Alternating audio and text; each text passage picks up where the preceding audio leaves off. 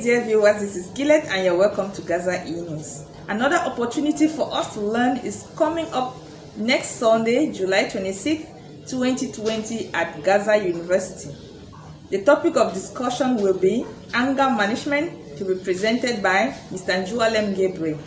One of our reporters, Madam Enongene, covered this aspect of the news and now reports.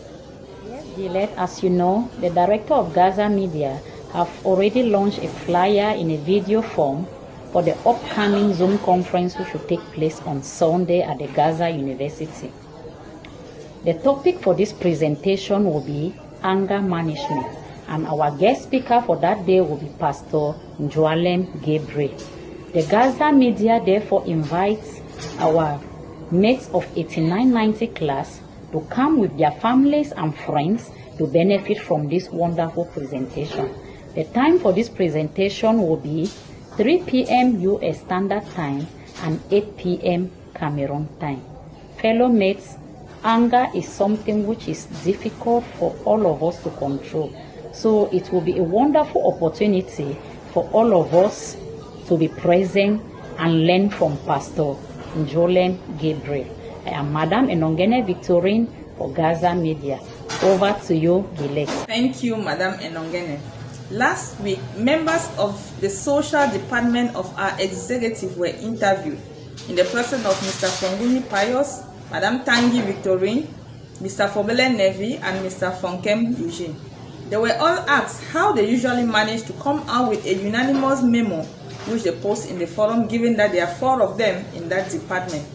Mr. Fonkem Eugene said they have created a subgroup to permit them chat their ideas together so as to come out with something unanimous, and any one of them can then post it in the forum.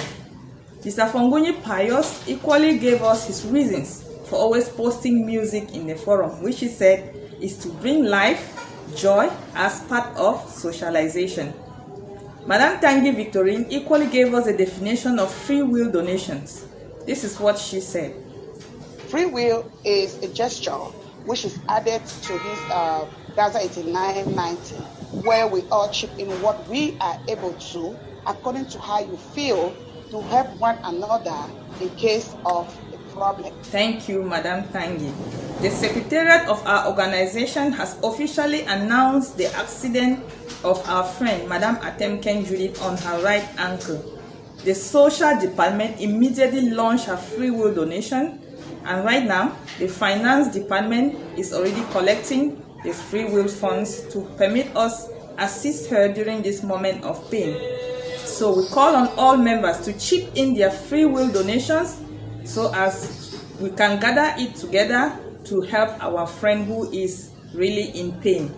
I know that members of GASA 8990 are very generous people, because the pain of one is the pain of all, and vice versa. No amount is too big or too small to put a smile on someone's face. Whatever God has put in your heart, just dip your hand in your pocket, pull it out, and let us put it together in order to assist our friend who is really, really in pain. We continue to encourage all members to log on to Zoom with their friends and loved ones to benefit from this wonderful topic that is coming up, anger management. Let us try to make it a date on July 26, 2020. So thank you for following us in today's program. Stay tuned to our subsequent programs and remain blessed.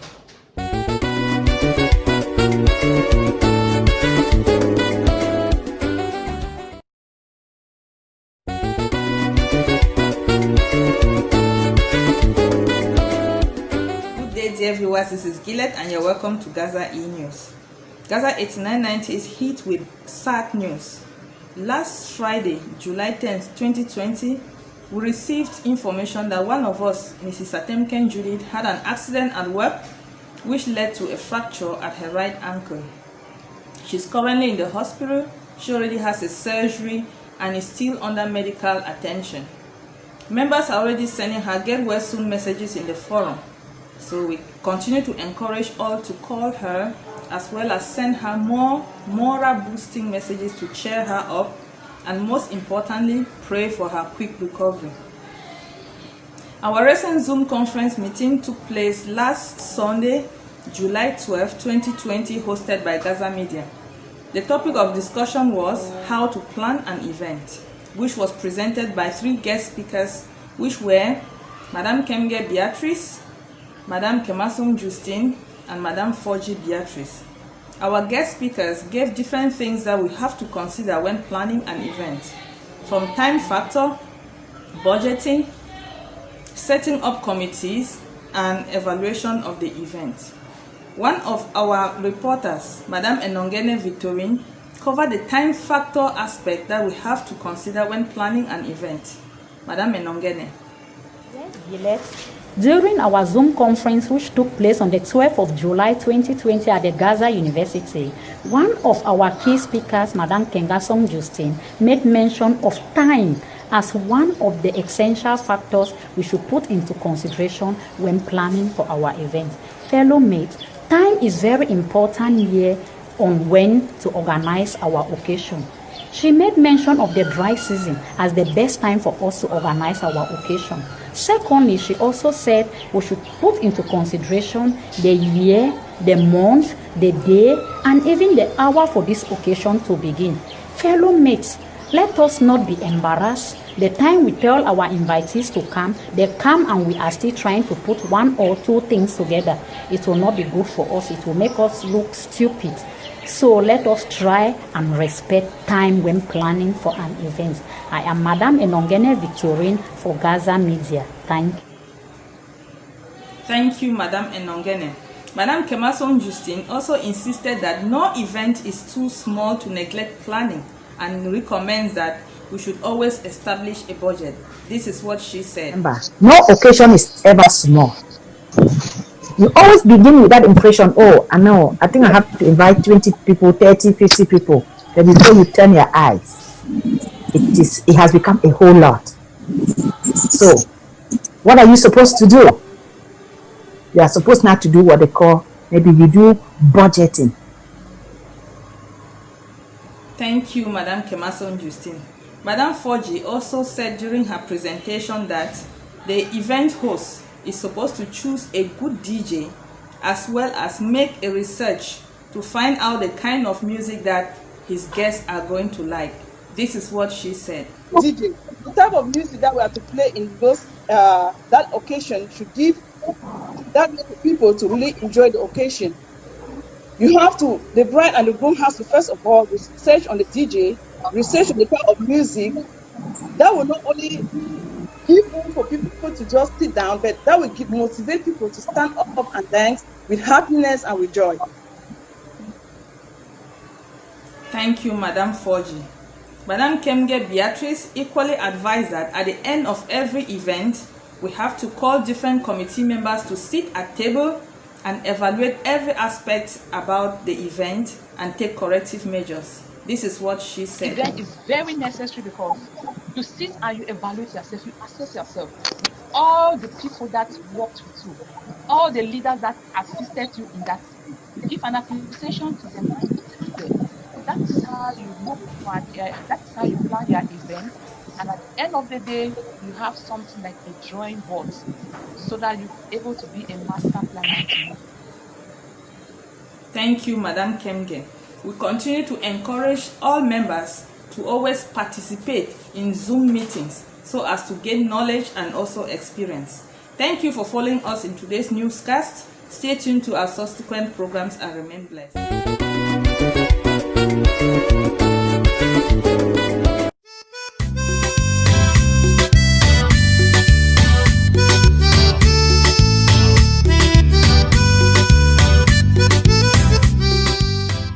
Good day, dear viewers. This is Gillet and you're welcome to GASA Media. In the show today, we are going to be looking at how to create and professionally manage a business.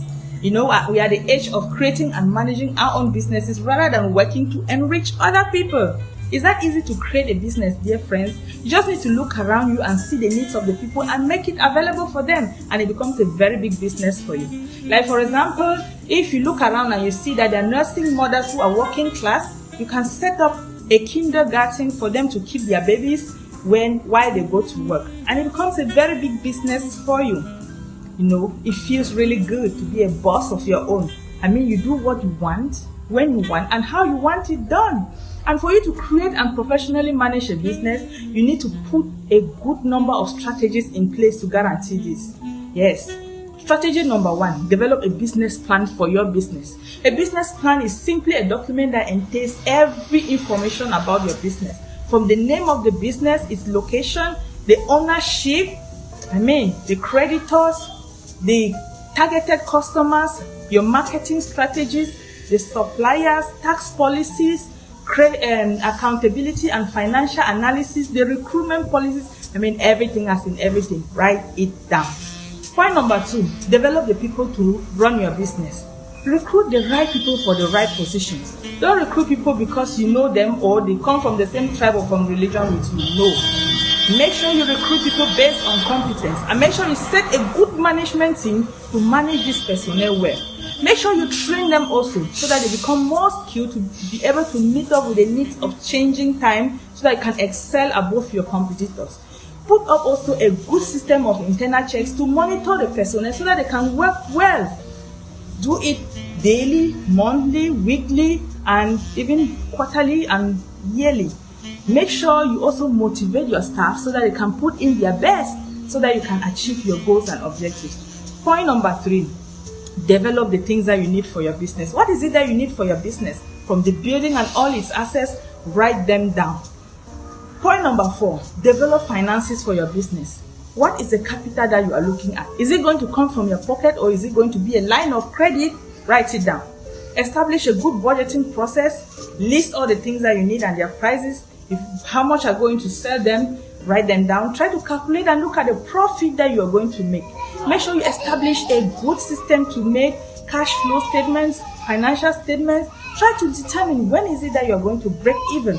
Write it down. And also establish a good system of internal checks so that people will not get to embezzle your money.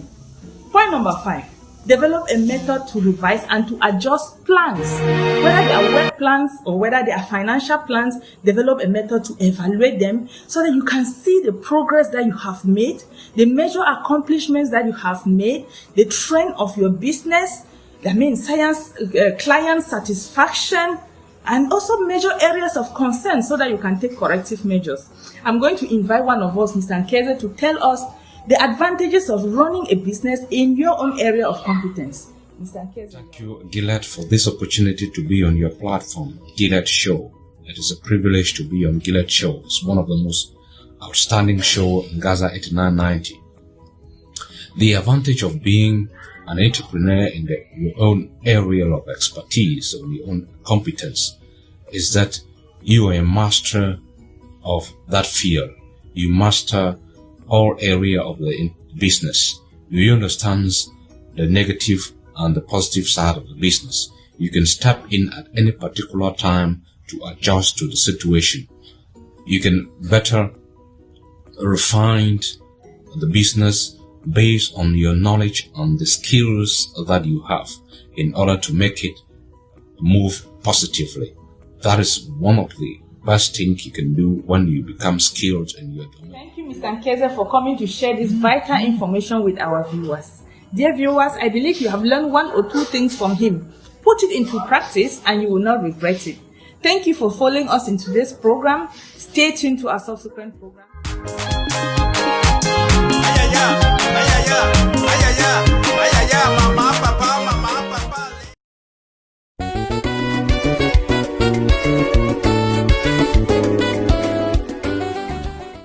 Good day, dear viewers. This is Gillet and you're welcome to GASA Enews. Last week, our general organizer, Mr. Nkeze Julius, interviewed many of our members to assess and evaluate our organization as well as say the direction to which it is moving in what he termed GASA Voices. Many of our members appreciated the GASA media team, the social department, the finance department, as well as the executive for their selfless services towards the group, not leaving out every other single member of the group for expressing their love, unity, and solidarity towards each other in happy and sad moments. Our recent Zoom conference meeting took place last Sunday, June 28, 2020, hosted by GASA Media, where the agenda was in two parts. The first part of the agenda was the assessment of our organization by our general organizer, Mr. Nkeze Julius, and the mid-year finance statement by Mr. Ason Chris. Let's listen to Mr. Nkeze. The end of year speech of the president. The president laid out some goals we need to attain. And I think to where we are now, we have attained almost 90% of those goals. Mr. Nkeze for that assessment. Let's listen to Mr. Ason Chris. So from now, we have 5 people that if anything happens to them now, this meeting might not be able to attend to them because they are not in compliance. Thank you, Mr. Ason. Let's hear our president as he assesses our organization in his own words. Special acknowledgement or thanks will go to the GASA media team. They are doing a wonderful job. Once more, I say kudos. I think we should give them a hand of applause. Thank you, Mr. President. In the second part of the meeting, Mr. Tamenken Ladislas did a wonderful presentation on domestic violence on pregnant women. He outlined the causes, the consequences, and the remedies. Let's listen as he cites some of the causes of domestic violence. Mortality, and this infant mortality is the death rate among infants per 1,000 live births. Puerperal psychosis.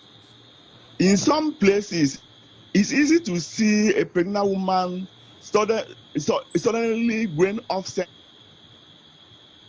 Thank you, Mr. Tamonken. The entire class of GASA 8990 sends words of appreciation to Madame Tanguy Victorine for supporting the group with a huge sum of money to pay for the software to host our Zoom conference meetings. Let's hear our general organizer what he says concerning this. Today, we will not be shutting down on this Zoom. Thanks to Madame Tanguy Victorine. Amen. Our shutdown on Zoom is finished. Let's give a round of applause to Madame Tanguy. Thank you, Mr. Nkeze. Dr. Boots Akumu sends her voice to chip in her own contribution on how the direction of GASA 8990 is moving. This is what she said. Of group of people that God put together for such a time as this. And what more can I say? In the time of trouble, I have seen their love. In the time of celebration, I have seen their love. In the time of business, I have seen their love. Everything, GASA is there just for you. What more can I say? They have gone extra mile to do too much in classmates. They have gone extra mile to reach out to friends and relatives. They have gone extra mile to bring that closeness, that oneness. And again, I don't know what to say, but to just say, hooray. Thank you, hooray. Dr. Bruce, for those words of encouragement. Thank you, dear viewers, for following us in today's newscast. Stay tuned to our subsequent programs and remain blessed.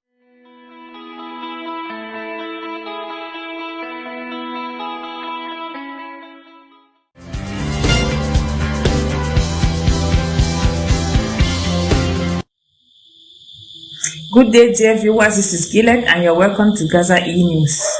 Last Sunday, June 14th, 2020, we had our regular Zoom conference meeting hosted by GASA Media. The topic of discussion was how to manage our personal finances. Our guest speakers were Madame Betanga Ambrosia and Madame Atemken Mary. They all gave us different ways of managing our personal finances intelligently so that we won't get to suffer during retirement. Madame Betanga Ambrosia encouraged members to always be accountable to all money received. This is what she said. And I considered was accountability. We should always take a stock of and be accountable on whatever money you receive. Each day when you go out of your house or when you have any money, at the end of the day, take a stock of whatever you have spent I have received this today. This is what I spent. List it out and ensure that your expenses do not exceed your income. Madam Atemken Mary also encouraged members to always invest on children's education. This is what she said. As Africans, our life insurance is mostly our children. When you have your children, you rely on them. You know that when you are old, your children will be there for you. You rely on them. You know that when you are sick, your children will be there for you. The same as your life insurance. Some of our members who received help from the association during their times of difficulty have sent words of gratitude to the whole class of GASA 8990. Let's listen to what Fondumwale Gladys has to say. Hello, I'm Gladys Fondumwale, mate in Grammar School Fontem 8990. I want to thank the president and the executive. Thank our parents for sending us to Grammar School Fontem 8990, which has made us today to be proud of Grammar School, a product of Grammar School. That has made us to become parents again, responsible, until we have a group that can help somebody, each and everyone, when you have a problem. Today, I stand to tell you that I'm happy, I appreciate whatever you people done to us. When, especially me, when I lost my elder brother wife and my elder brother, 7 January 2020, which people stand by me, by my side, to show me the love, the unity, and the solidarity to the end. When you send the freeway, the day that you gave me the freeway, it was just as if the loads that I carried was uplifted. I'm so happy, I'm so proud of you people. I belong. People are asking me, how can I manage to enter this group? How can I pay? How much? I said, no, we don't pay that.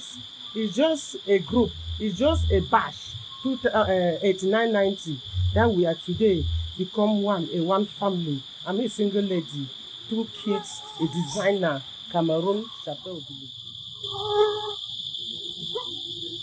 His Royal Highness Chief Fokembin also sends his words of gratitude to the whole class. This is what he said. Thank you, dear mates of 8990 batch, for being each and every one keeper during sad and happy events. I also want to use this opportunity to thank you all for the wonderful financial support you gave me when I lost my elder man in January 25, 2020. May God continue to inspire us all so that we continue to give motivating ideas for the growth and the success of this association to higher heights. Long live the executive, long live GASA. Thank you all.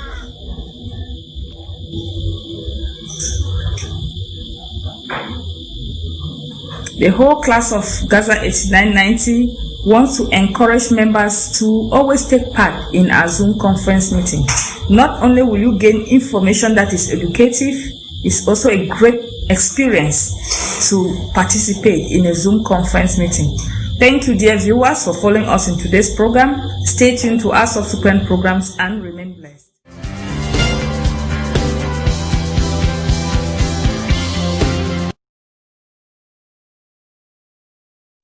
It's going down. I'm yelling timber. You better move. You better dance. Let's make a noise. Hey, dear viewers, this is Gillet and you're welcome to GASA Media. In the show today, I will bring you one of us whom you will love to meet, you will love to hear about, and you will love to know more about her. She is a talented young lady, creative and innovative. She is a risk bearer. She is a business lady. In fact, you can simply just call her an entrepreneur. You know, one way of gaining financial freedom is by becoming an entrepreneur. For there are people who think out of the box, they look into the society, they see the needs of the people in the society, and they create businesses to suit the needs of the people in the society. So, we are talking about no other person here than Dr. Ruth Akumo, the owner of a very famous University of Theology. We are going to invite her through Skype to come and tell us more about this her university. Dr. Brooks, please do tell us more about your university. Theological University is a demonified university where the Word of God is taught live. We are excited for you to be part of our students, to enroll in us. If you know you have a calling in your life, what is it all about? It is where God's Word is being brought alive to you. In this world that we are living today, full of upheavals, I've come to understand that many schools are just quoting, or many students are just quoting the scripture. But when situation turns, they don't know how to handle it. In Open Gates, our motto is practically living the word and applying it in daily problems and whatever you find yourself. Again, what can you do with Open Gates? Open Gate will take you in far beyond. We are affiliated with a renowned college, Life College Seminary. Where can you find us? opengate.education. God bless. We have heard that you have written a lot of spiritual books during this period of lockdown. Can you please tell us more about these books that you have written? Most of my books are very spiritual, very inspirational. Actually, I have 7 books in numbers and writing and 3 magazines for confident women.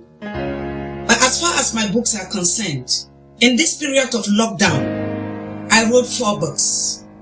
The Power of Prayer and Deliverance, The Upper Room Experience, Strategy for Spiritual Warfare, and The Time to Pray is Now. The Power of Prayer and Deliverance is simply telling you how important and powerful prayer is all about, and deliverance. Prayer availeth and move mountains. The Upper Room Experience for 40 days prayer and fasting is very simple. Mark chapter 9 verse 29 says, this can only be done through prayer and fasting.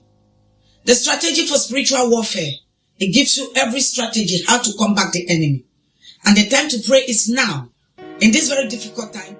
Wow! Thank you, Dr. Boots, for this wonderful information. The books are indeed very interesting and very useful. Please do tell us more. How can we get a copy of these books?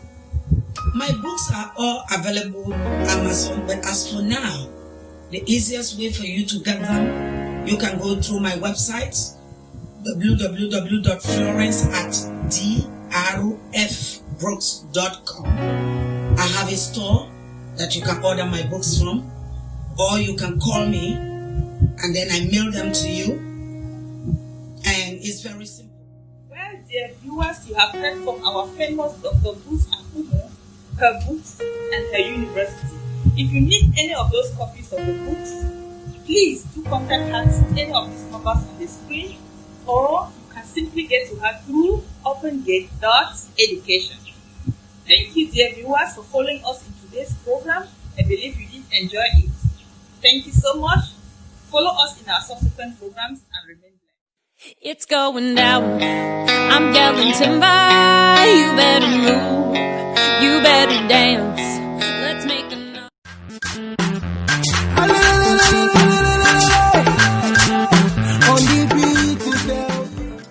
Good day, dear viewers. This is Gillet, and you're welcome to GASA Media. In the show today, we'll be looking at qualities of good leadership.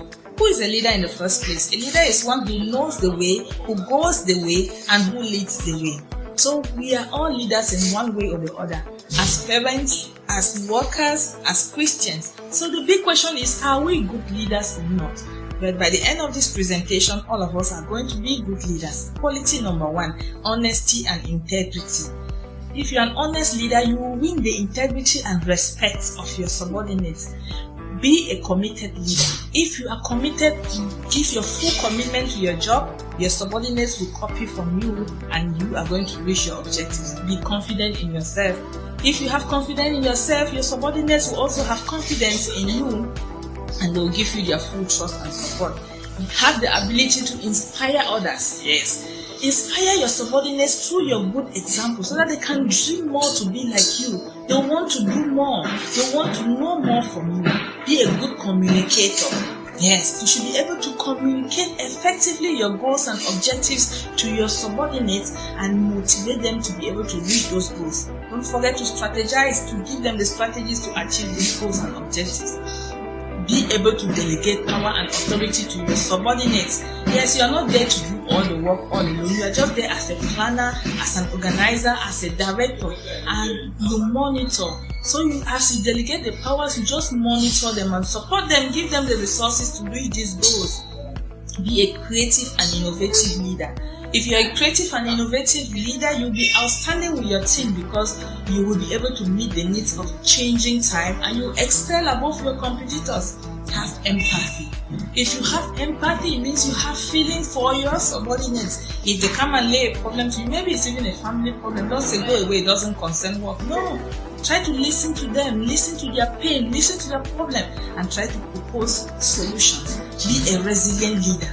A resilient leader is one who stays positive in a very tough situation.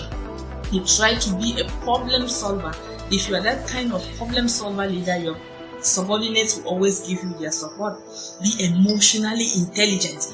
Avoid from falling in this kind of trap of dating your subordinates. Immediately you date your subordinates, you have sold your leadership skills because you won't be able to take decisions effectively anymore.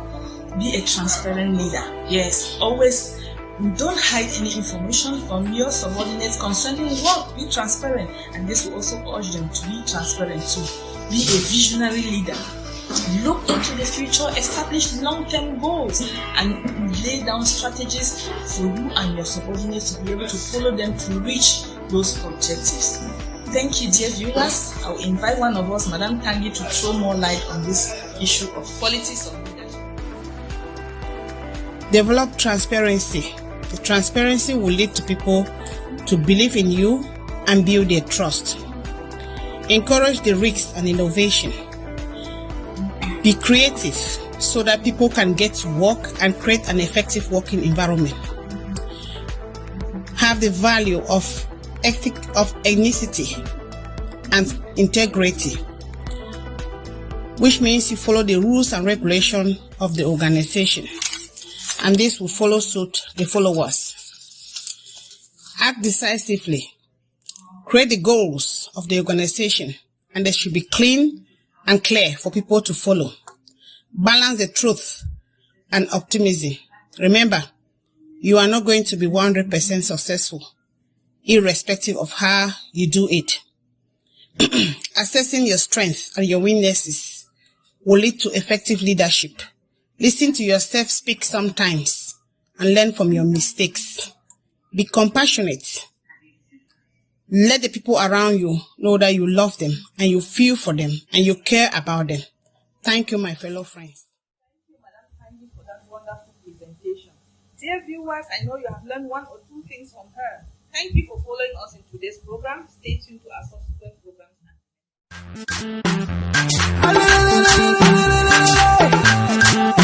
On the beat to selfie.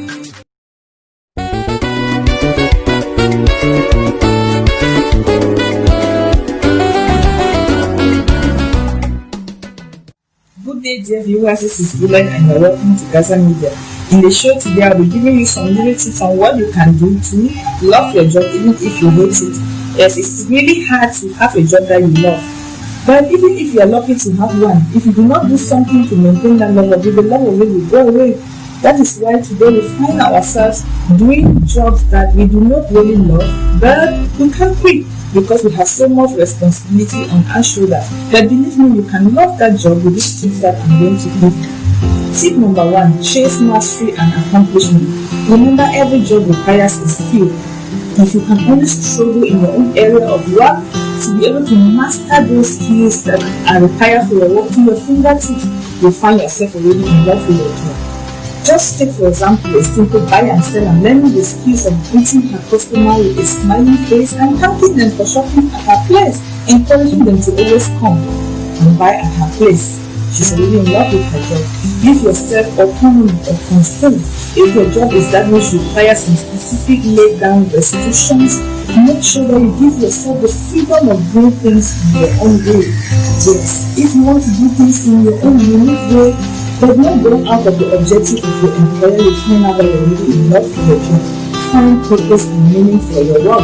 There is this story about two famous bricklayers when asked about their job. The first one complained of how miserable his job was, but the second one gave an interesting answer. He said, I am the luckiest guy in the whole wide world. I transform pieces of bricks into exclusive masterpieces. Oh my God. Both of them were right anyway, but the difference was in the area of the mindset. You do not have to be a big cog in a machine because every cog in a machine matters. If the slightest part of the cog is absent in the machine, that machine will not work. So big or small in the society, whatever you are doing, you are very, very important. Feel contented with what you do. Reward yourself to feel empowered and in control. I know that most of us want to receive reward from our employers. Yes, there is no big deal about that, but do not rely on that to love the job. Yes, develop your own intrinsic motivation from within to always feel satisfied with your work. When you work, you don't look at it and not satisfied. If there is something you didn't do well, try to strive to improve and to improve. Before you know it, you're already involved in your job, bringing predictability or unpredictability to your work. Yes, depending on your preference or experience, bring structure or novelty to your work. If you're really feeling chaotic or anxious about your work, then bring predictability to your work, and this will allow you to enter a small state. Yes, and if you find out that your work is becoming a little bit monotonous, try to bring variety or unpredictability to your work, and you'll find out that your work is so much fun. Use the power of scarcity. Accept it or not, we operate at with scarcity. It is already in our nature. When you put yourself on a deadline, suddenly you find out that you're already doing things that were impossible for you. And you can do this by setting down goals and using a timer to accomplish them. By the time you do this, you discover that you're really in love with your job.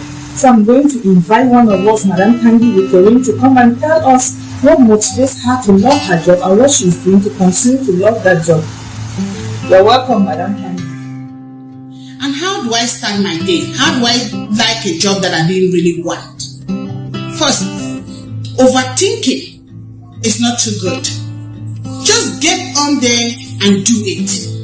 Because when you get on there and you do it, you will do it just fine no matter what you're doing.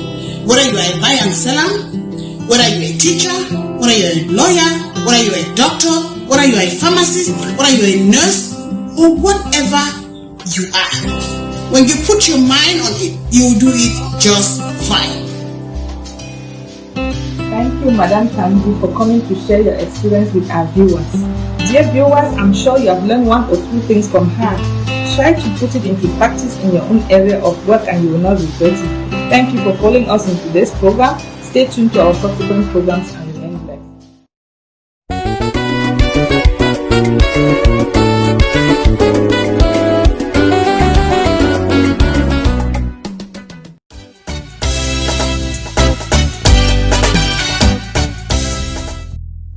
Good day, dear viewers. This is Gillet and you're welcome to GASA Media. In the show today, I'm going to be doing a short presentation on what you should do when you go to consult your doctor when you are sick.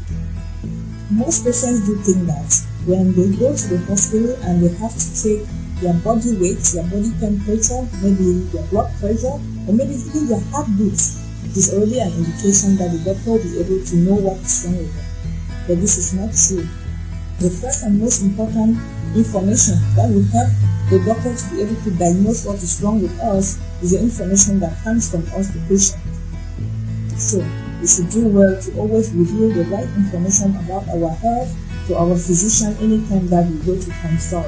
Let me just take an example. Some women usually suffer from vaginal infection. This may be due to bacterial infection or fungal infection. And these two diseases are related in their signs and symptoms such as vaginal itches and discharge of mucus. And these two diseases have different pathways of treatment. So somebody will be wondering what is the great deal between the two. But imagine a patient in front of a doctor with this a vaginal infection, and the doctor happens to ask, the discharge of mucus that you are having, does it smell? And the patient feels a little bit embarrassed. So if I say yes, the doctor will maybe think that I'm smelling and is tempted to say no.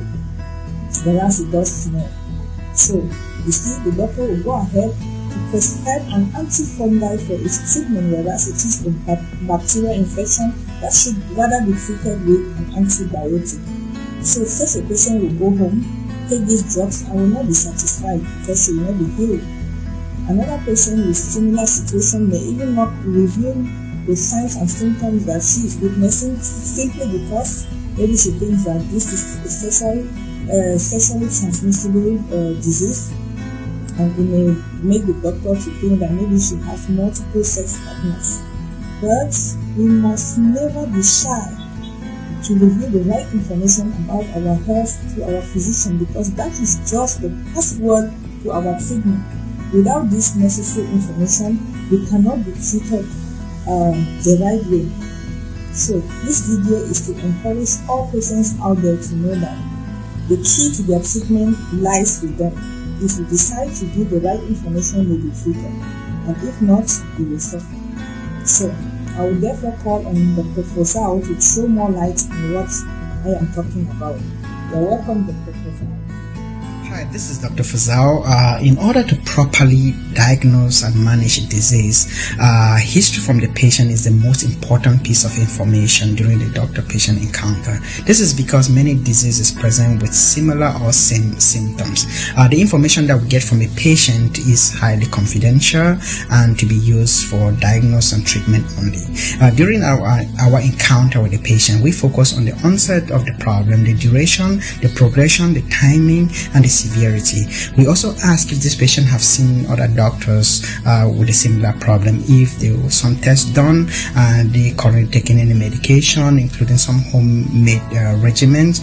We also focus on the past medical history, the allergies, the medication, past surgical history, social history, and family history. Thank you, Dr. Fozao, for that wonderful presentation to encourage our viewers to be able to know that they have to review the right information of their health to their physician. We are very grateful you came.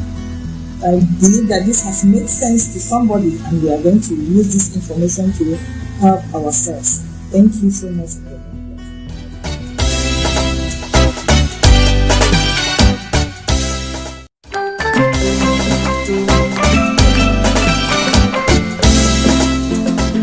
GASA Media. In today's show, we are going to be talking about more tips on how to keep our families healthy. Tip number 1: build the foundation of your marriage on God's word. What do I mean by this? If we are in a Christian marriage, the both couples will understand that love your neighbor as the principle of love your neighbor as yourself. If you love your wife, you will not cheat on her. She too loves you, she will not cheat on you. Because of what? If you don't want your wife to cheat on you, you too should not cheat on her. So you do unto others what you expect others to do unto you. And if we practice that principle, you will see that nobody will hurt the other. Principle number 2: always pray for your marriage. Pray, especially the wives. We need to pray for our husbands. We need to pray for our children. We need to pray for God to give us the grace to live a better married life. Because to tell you the truth, marriages are undergoing a lot of challenges. That is why when we are signing marriages, we say for better and for worse, because surely worse will come. And when the worst comes, if you are not a prayerful wife or a prayerful husband, it might sweep away your marriage may just collapse. But if you are somebody who is prayerful, no matter the storm, your marriage will resist because of that word of prayer that you say every day. Pray for your husband, because when he goes out there are lots of challenges. If you do not pray for him, one thing or the other, one woman will get him, and that will be the end of it. So, one other thing, the next thing is communication. Make sure you communicate with your partner, no matter how much your partner has wronged you. Always give an opportunity for him or her to explain what happened. Yes, it's not because you listen to one phone call that a girl called you and said, "I'm your husband's girlfriend." You just pack your things and leave the house. What for? Listen to your husband. Let him tell you whether it is true or whether it is false. Let him tell you what he wants to say before you jump into conclusion. Avoid nagging. Nagging is a very bad attitude in marriage. Your husband or your wife comes back, are you from visiting those your girlfriends or your boyfriend? No, why? It is not all times that men stay out that they are with girlfriends or boyfriends. They are enjoying company with their other friends too. So it's not because he's married to you that he becomes a prisoner. No, let everybody feel free. Let him feel free, let you feel free, but everybody should respect his or herself. When you keep reminding your partner of girlfriends and so on, he will do it. And by the time you know it, what will you do? There is nothing you can do. Be ready to apologize to your partner. There are some people that word sorry can never come out of their mouths. That is it. But it is very, very essential. No matter how much wrong you have committed, if the two of you are together and you go down on your knees and say, honey, I'm sorry. What I have done, I am truly sorry. Please forgive me. Let's move ahead. He will forgive you, or she will forgive you. But because of pride, we don't want to say sorry. Please let us try to always apologize for peace to reign in the family. Don't allow your anger to control you, to act out of character. Just because you have heard that your husband is sitting in a bar with a lady, it's enough for you to get furious with anger, with rage, and begin to storm the whole place. No, you can have everything under your control even without doing all of that. If you hear that your husband is there with the girlfriend, what you do, sit at home and wait for him. When he comes, don't even ask him. Just welcome him. Just treat him well. One thing is that if you, the wife at home, if you treat your husband very well, if he goes out and even tastes what is outside there, and he compares with what he has in the house, and he sees that what is outside is not even up to what he has in the house, they will turn and they will come back. So that is it. Avoid quitting your marriage, not because you are angry because of one thing or the other. You pack your load and you want to go. What for? No, sit back. If you pack your load and you go, you are just giving your husband an opportunity to bring another woman. So better still stay there and manage everything that is happening. Dear friends, thank you for staying tuned.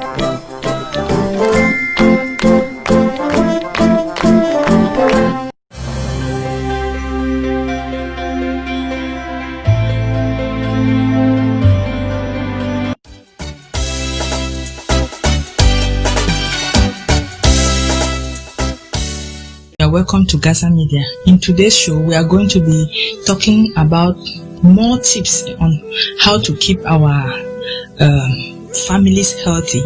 Tip number 1: build the foundation of your marriage on God's word.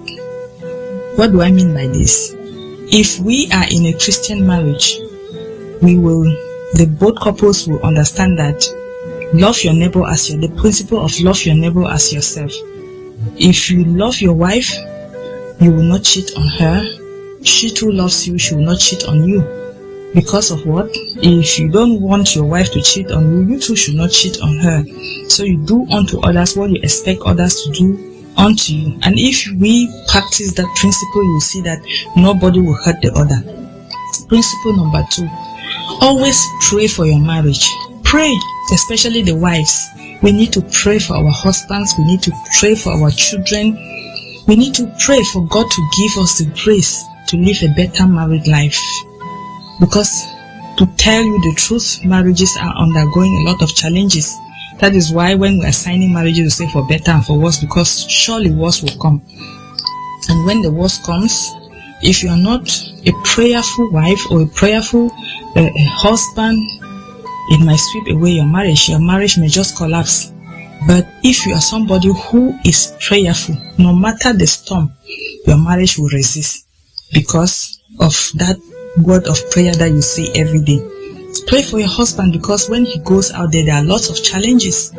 If you do not pray for him, one thing or the other, one woman will get him, and that will be the end of it. So, one other thing, the next thing is communication. Make sure you communicate with your partner, no matter how much your partner has wronged you. Always give an opportunity for him or her to explain what happened. Yes, it's not because you listened to one phone call that a girl called you and said, I'm your husband's girlfriend. You just pack your things and leave the house. What for? Listen to your husband. Let him tell you whether it is true or whether it is false. Let him tell you what he wants to say before you jump into conclusion. Avoid nagging. Nagging is a very bad attitude in marriage. Your husband or your wife comes back, are you from visiting those your girlfriends or your boyfriend? No. Why? It is not all times that men stay out that they are with girlfriends or boyfriends. They are enjoying company with their other friends too. So it's not because he's married to you that he becomes a prisoner. No, let everybody feel free. Let him feel free, let you feel free, but everybody should respect his or herself. When you keep reminding your partner of girlfriends and so on, he will do it. And by the time you know it, what will you do? There is nothing you can do. Be ready to apologize to your partner. There are some people that word sorry can never come out of their mouths. That is it. But it is very, very essential. No matter how much wrong you have committed, if the two of you are together and you go down on your knees and say, honey, I'm sorry. What I have done, I am truly sorry. Please forgive me. Let's move ahead. He will forgive you or she will forgive you. But because of pride, we don't want to say sorry. Please let us try to always apologize for peace to reign in the family. Don't allow your anger to control you, to act out of character. Just because you have heard that your husband is sitting in a bar with a lady is enough for you to get up with furious, with anger, with rage, and begin to storm the whole place. No, you can have everything under your control even without doing all of that. If you hear that your husband is there with the girlfriend, what you do, sit at home and wait for him. When he comes, don't even ask him. Just welcome him. Just treat him well. One thing is that if you, the wife at home, if you treat your husband very well, if he goes out and even tastes what is outside there, and he compares with what he has in the house, and he sees that what is outside is not even up to what he has in the house, they will turn and they will come back. So that is it. Avoid quitting your marriage, not because you are angry because of one thing or the other. You pack your load and you want to go. What for? No, sit back. If you pack your load and you go, you are just giving your husband an opportunity to bring another woman. So better still stay there and manage everything that is happening. Dear friends, thank you for staying tuned.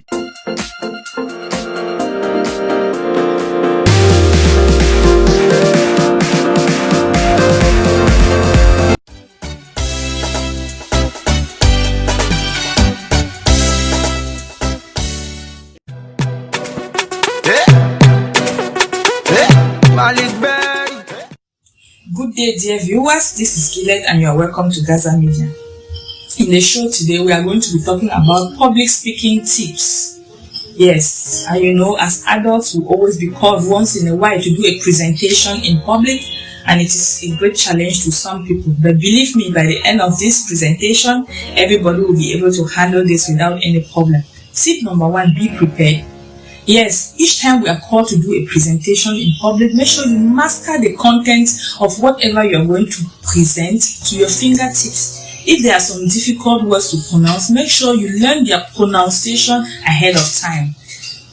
Yes, if you are to use a slide or to give handouts to your audience, make sure you prepare them also ahead of time. Do a pre-presentation in front of a mirror or in front of a video camera.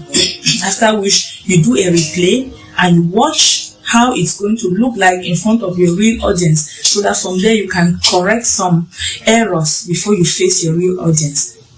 Command the space. This simply means improve your body language. Let your body language match with what you are explaining. Avoid being rigid.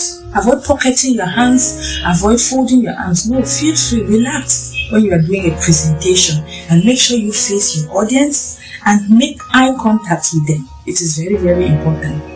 Channel your inner Patrick. You know, the tone of your voice and how you speak will create a positive impact in your audience.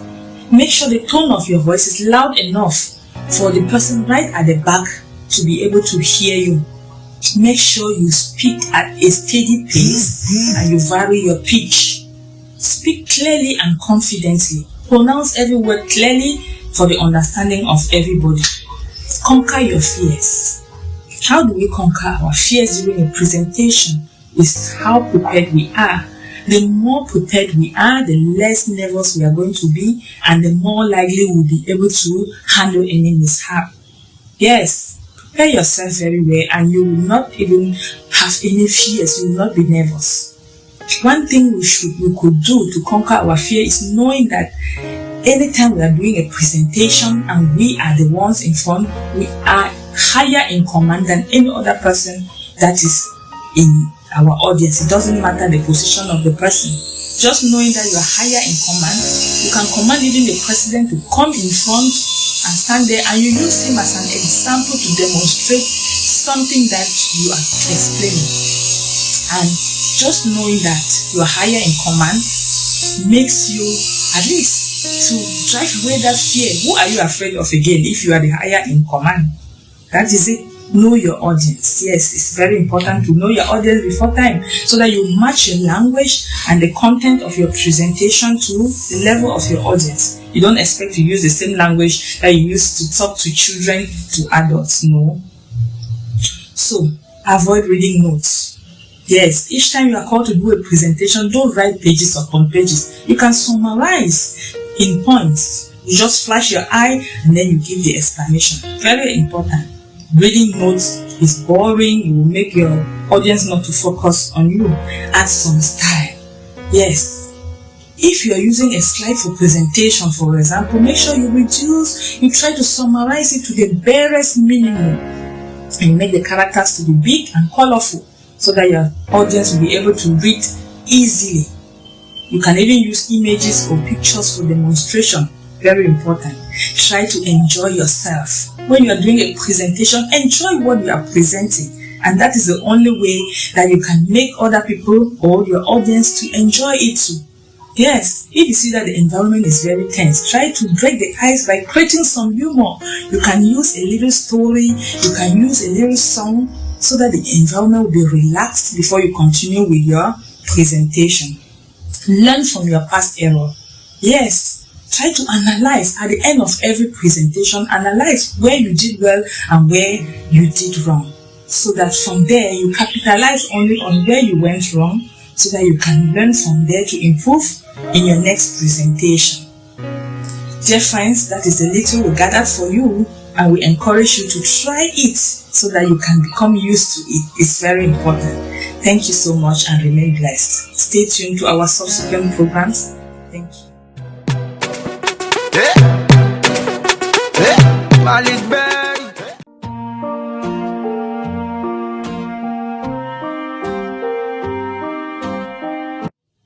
Good day, dear viewers. This is Gillet and you're welcome to GASA Media. In the show today, we are going to be talking about more tips on how to keep the family healthy. Tip number 1, treat your mom and your dad-in-law like king and queen. Yes, if you need blessings in your marriage, make sure you show them love, you offer them what they need, give them money, give them everything that they need from you. And that is the only way that you can have blessings from them. Imagine that we two are giving birth to male and female. If in future our boy child gets married to a wife and the wife begins to call us names, call us witches or wizards, and is that what is going to keep us happy? Do unto others what you expect others to do unto you. If you want someone to treat you as a mother-in-law very well, make sure you treat your own mother-in-law too very well. Tip number 2. Sometimes you have affection or sex with your partner in broad daylight so that you get to see the whole body inside. Yes, I will tell you a little story. One time a lady went to identify the corpse of the husband and took a different corpse. You cannot imagine what an embarrassment. She went and buried the corpse. 2 weeks later the owners of the corpse came. I don't know how they managed it. I don't know. It is so embarrassing. So when I see, it is so surprising that a lady will go to bed in front of the husband. She's covering herself with lawn. What for? open the loin and bend down in front of your husband and rub, so that your husband will get to see you very well. You should be able to identify each other even with your eyes closed. Tolerate the errors of your partner. Yes, there is nobody who is perfect. If the weaknesses of your partner is that maybe she doesn't know how to cook or she doesn't know how to dress, teach her how to dress. Take her somewhere where she can learn how to cook. The only problem is if she doesn't comply. That is when there's problem. Be submissive to your husband. This is very important. Wives are called to be submissive to their husbands. That's what the Bible says. And the husband is supposed to treat the wife with love and care. If you have anything to say to your husband, don't impose. Bring it as a suggestion. The two of you chat it out, and the husband has the right to give the final conclusion. And you are not supposed to go against it. Make sure you dress well and attractive. Some of us women, we think that we could only dress attractive when we're looking for husband. Now we have the husband, we should not dress anyhow. Says who? Hello? Ha! You should dress attractive. Dress the way that your husband will admire you, he will desire you, he will want you, and wants to come after you every minute as if he has seen you for the first time. Yes, if not, he will get attracted to other women outside and you will begin to cry at home. Avoid comparing your family with other family situations. Just because you have gone to a friend's house and you've seen that the husband is assisting in cooking or in washing, you come and impose it on your husband? No. Hell no. You are looking for trouble where there is no trouble. You can just make your husband to assist you. The way that you go about it. Please, honey, can you help me to do this? Can you help me to do it? You will see him, you will already do it without you imposing. Trust your partner. Yes, have confidence in your partner. There is no need looking at your partner and thinking that your partner is going up or is going down. No, have confidence that he's able to respect himself, that she's able to respect herself. Finally, spend more on your family than on those that are in the exterior. Yes, if you spend 50 francs out there, spend 10,000 francs in your family. Because those are the people that will always stay by you, whether the goings are good or the goings are tough. Those ones out there, they are hanging around you because they have seen something to benefit. So be wise. Always see your spouse as the most beautiful or the most handsome. Yes, when you see that your spouse as the most beautiful, there will be no reason why you'll be running after X or Y. No, you concentrate on your partner and you see that the relationship will be very strong. Always be supportive of each other. Support each other in times of hardship, in times of in strong moments and in hard moments. So we support each other. Thank you, dear friends. That is the little that we gathered for you today. Continue to stay tuned to our subsequent programs and remain blessed.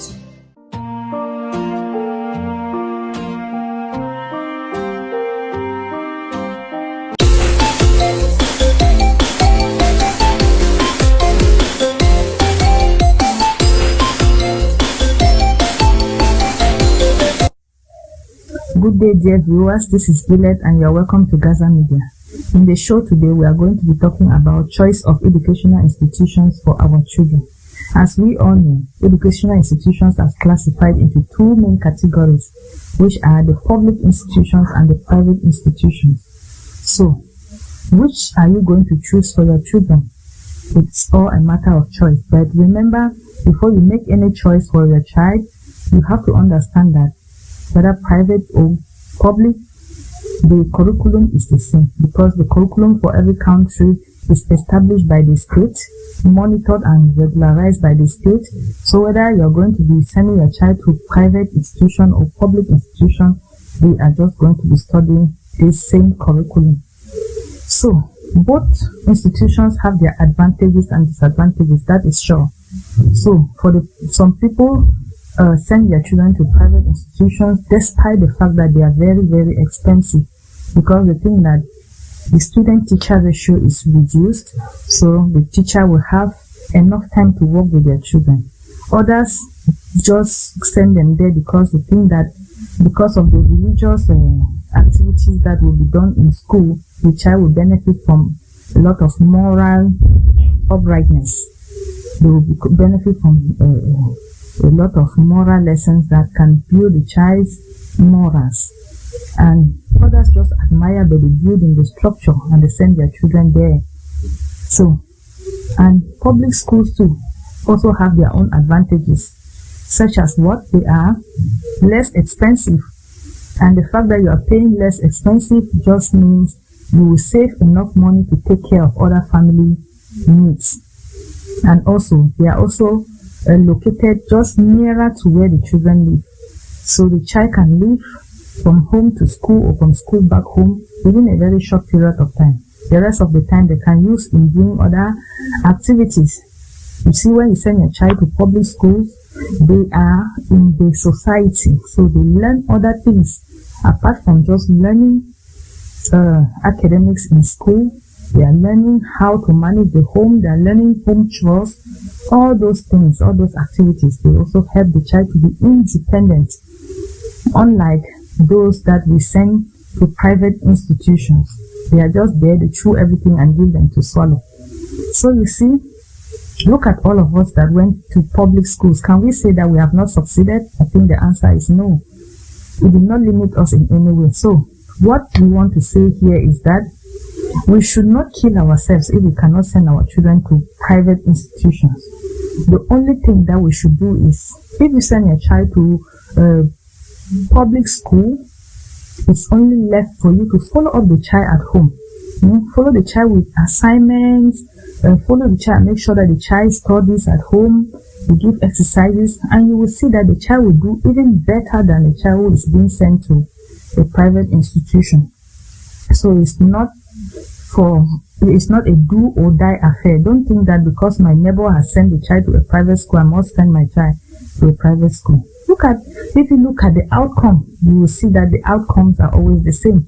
Like, for example, if public schools, they send in like 100 and something students in the official exam, while private schools send in like 20 students and all the students pass, they will say they scored 100%. But in public school, they may send in 100 and something, and at the end, they might even have 80%, but the number of students that have passed matter. So the bottom line is that we should not kill ourselves if we cannot send our children to private school, because we can still send our children to public school and they do even better than those that are attending private school. Okay, dear friends, thank you for following us in today's program, and hope you stay tuned to our subsequent programs. Stay tuned and remain blessed.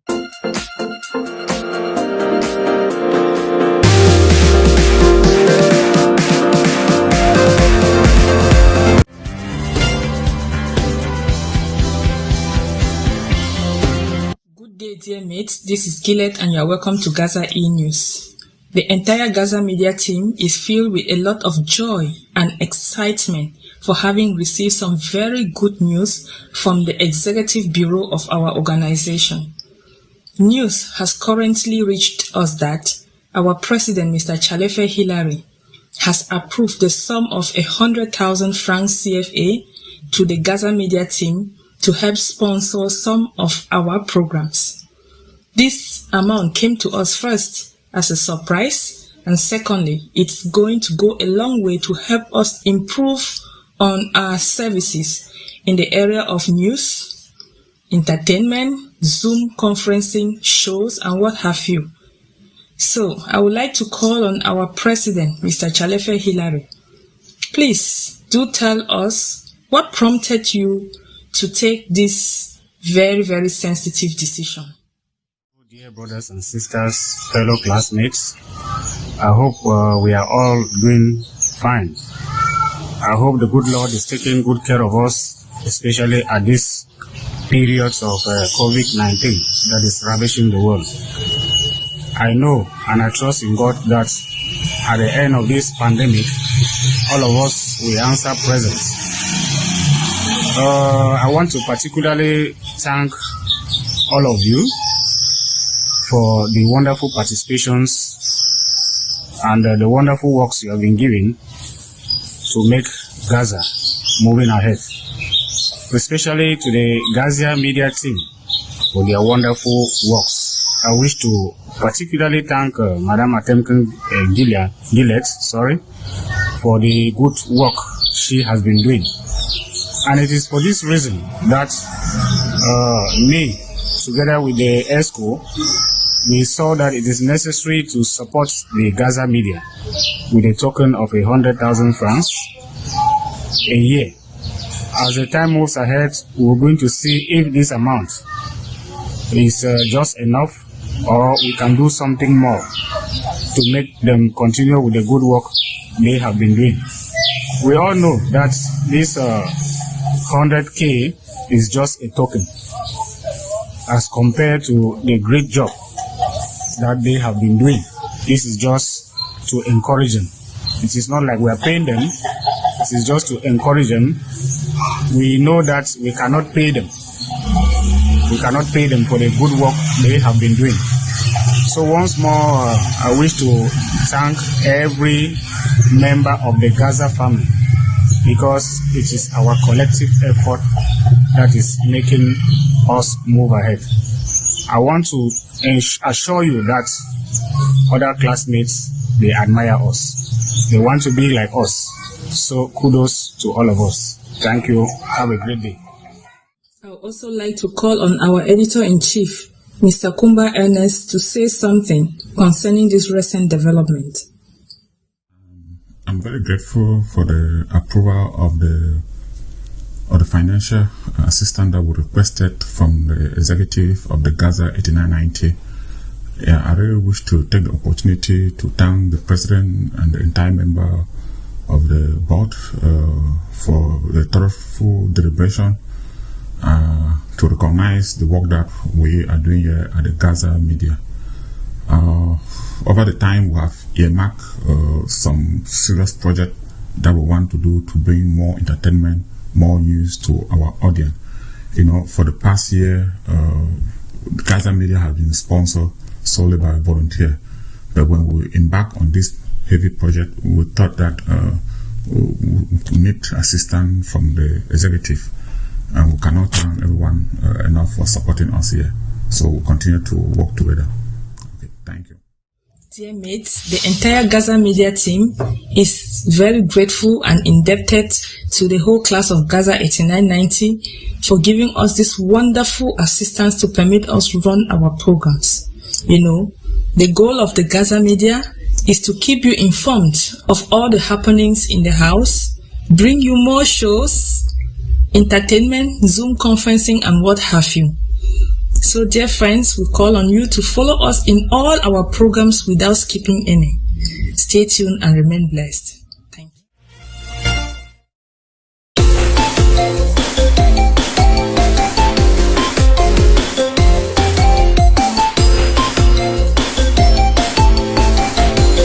In the show today, we are going to be talking about some little tips on how to keep the family healthy. You know, the family is the basic unit of the society, as made up of father, mother, and the children. So, for peace to exist in the family, father and mother must guarantee that. So I'm going to recommend some little tips. Tip number 1, regular sex.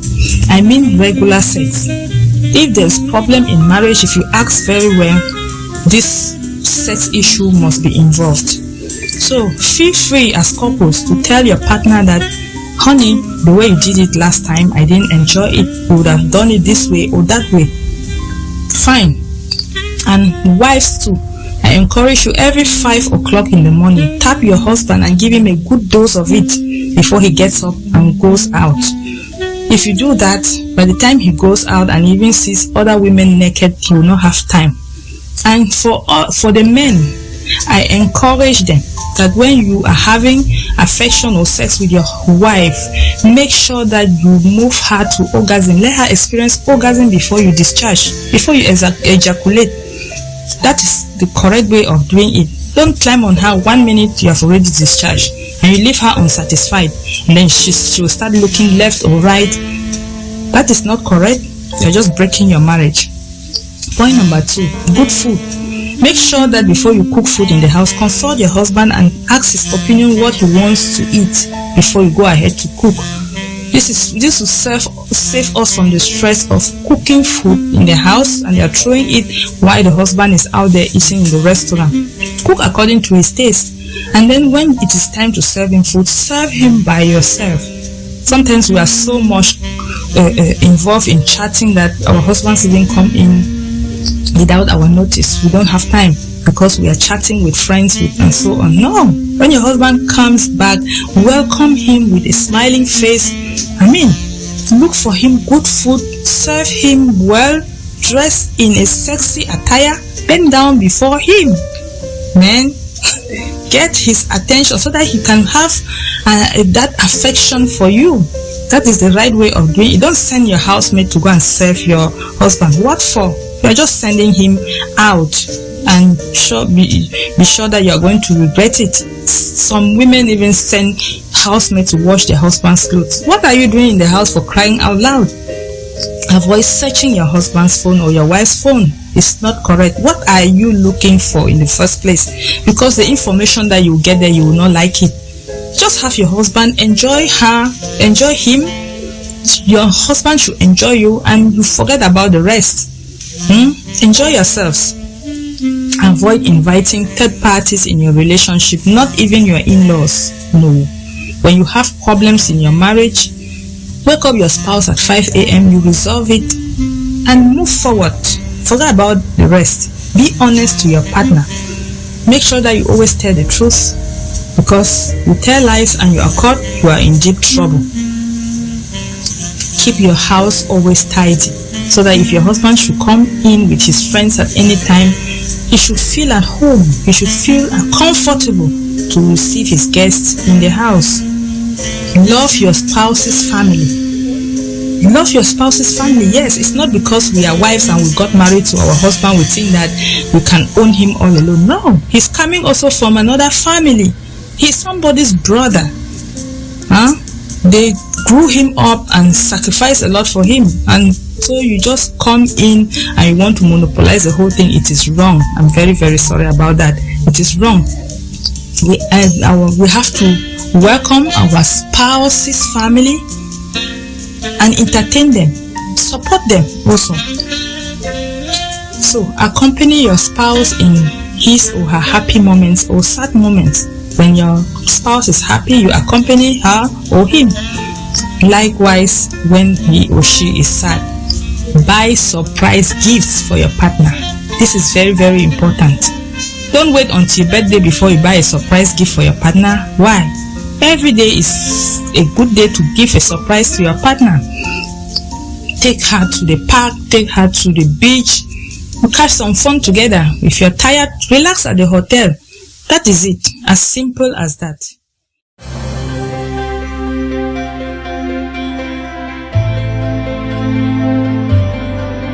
Good day, dear viewers. You're welcome to GASA Media.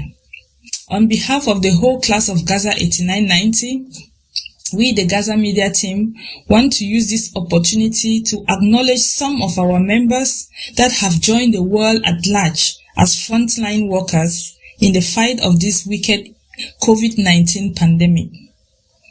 These people include Dr. Nkembele Cornelius, Boston, Massachusetts; Dr. Awung Sipri, New York; Dr. Fozao Ebenezer, New York; Kumba Ernest, West Virginia; Tamonkeng Ladislas, Boya; Achankeng Gertrude, Columbus; Zengung Angela, Douala; Arachelis Ayok, Maryland; Asungani Chrysanthus, Maryland; Kemaka Henry, Maryland; Tangim Victorine, Arizona; Techago Angeline, Arizona; Mafuang Kemkengasong Mary, Canada; Nzika Antonia, Columbus, Ohio; Kemasong Justine, Columbus, Ohio; Atemkeng Mary, Germany. Thank you all, dear mates, for a wonderful job. Thank you, fellow mates, for the togetherness and oneness. Let's all be one. Thank you, our dear mates, for the wonderful effort that you have been doing against the COVID-19 for this school. Thank you all, my dear classmates. Thank you, dear mates. Thank you, mate. Stay at home. Thank you very much. our dear mates. Thank you for all your efforts. May the Lord see you through. Thank you, our dear mates. We are grateful. My brothers and sisters, you're doing a wonderful job out there. We appreciate. Remain strong. Dear mates, thank you for your services during these difficult times. As you can see, those are our classmates who are in the front line of different health professions. GASA 8990 class wants to say a big thank you to you for risking your lives to the service of humanity. We as a class of more than 100 members want to assure you that you are going to fight this war and come out victorious because we are solidly behind you. We use the word of God in Psalms 91 verse 7, which says, 1,000 may fall dead beside you, 10,000 all around you, but you will not be harmed. Even also as it is said in Numbers 31:49, that as the commander went for war and came back, he gave a report to Moses, telling him that he has counted all his soldiers that he went to war with, and all of them are alive and healthy. So also we proclaim upon your lives that all of you that are in the forefront fighting this war of COVID-19, that all of you are going to be alive by the time that this war is over. We will count all of you, and we are not going to lose any one of you, to the glory of the name of the Lord Almighty. Thank you, dear viewers, for following us today in today's program, and we wish you follow us in our subsequent programs. Thank you and remain blessed.